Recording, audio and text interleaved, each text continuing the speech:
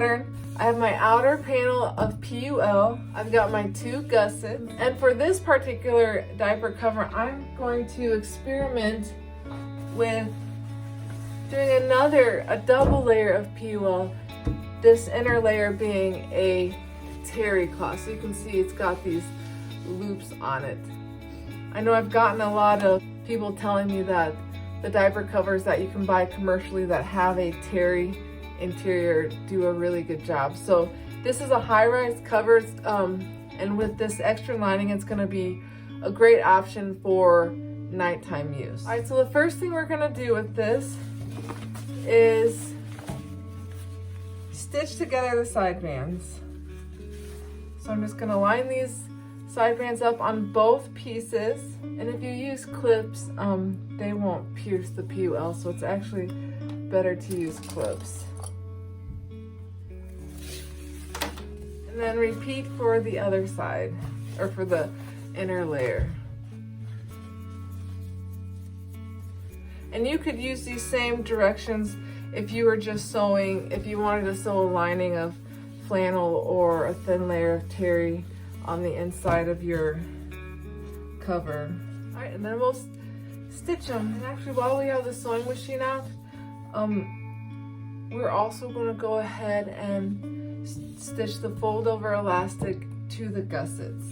So to put the fold over elastic on the gussets, we're going to pin the piece of elastic to the straight edge.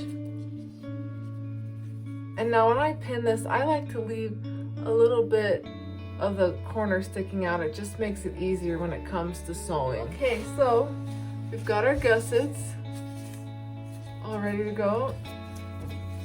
And so we will just set these aside. So we have our PUL and our terry lined PUL. And so we are going to turn our outer right sides together. We are essentially going to be tucking this into each other. And this is a size small. I know it looks huge, but you have to keep in mind that on pull-up options, the waist has to be large enough to go over the widest part of the body. So the hips are usually wider than the waist. That's why this looks enormous. I've got this together, and I'm gonna line up my seam here, and I'm gonna clip it. And we'll repeat for the other side, and then finally we will repeat for the waist. So again, lining up these side seams. And with the side seams, I typically just press them towards the back.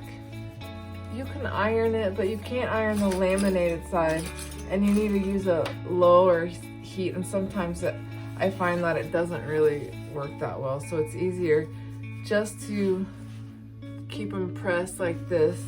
And now we're going to baste with using a long stitch length around the leg openings and the waist. As you can see, we've got it basted around the top and the legs.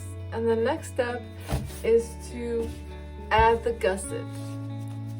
So what you're gonna do is find the center part, got those, and then find the center part of the leg opening and mark that. And now we're gonna line up. Well, first off, as you can see on the gusset, you have a thinner side. This goes up the back, and the fatter side goes around the front of the leg. So we're going to, all right, let's see. This is the front. That was not gonna work. So now we're gonna match up our centers and pin up both sides.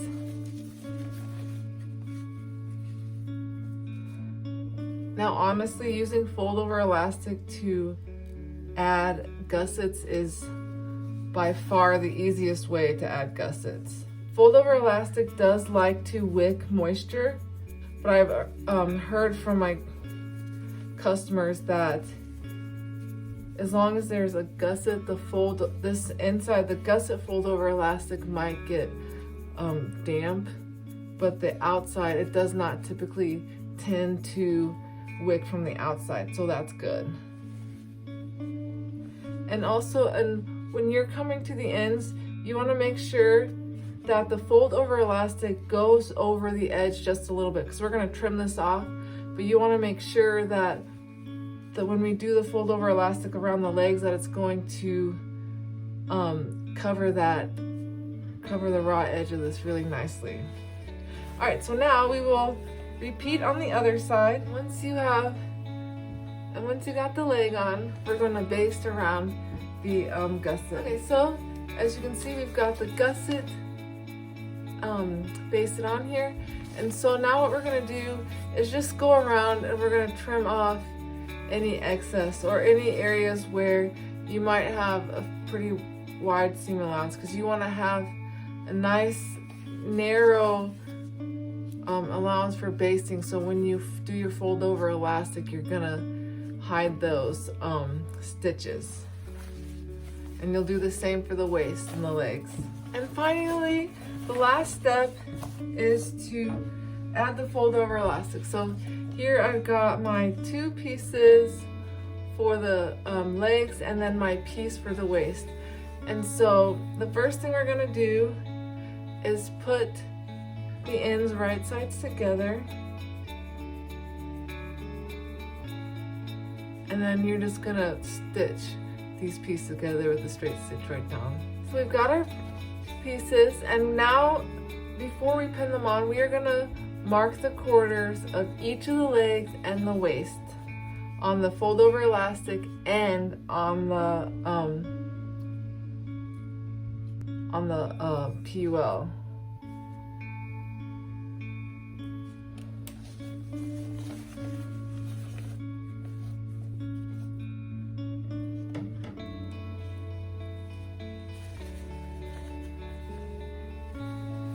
And look, you can see how this is kind of coming loose here.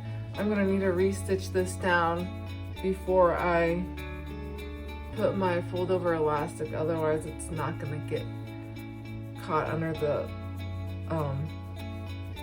leg elastic.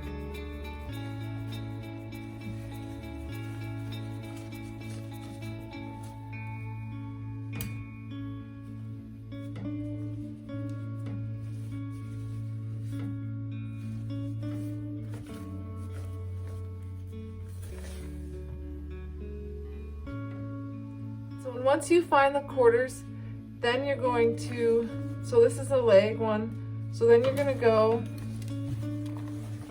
and you're going to match up the quarters that you marked here with the quarters that you marked on the fold over elastic, and you're going to pin those together. And then finally you're going to sew around using a 3-step zigzag stitch, and we're done.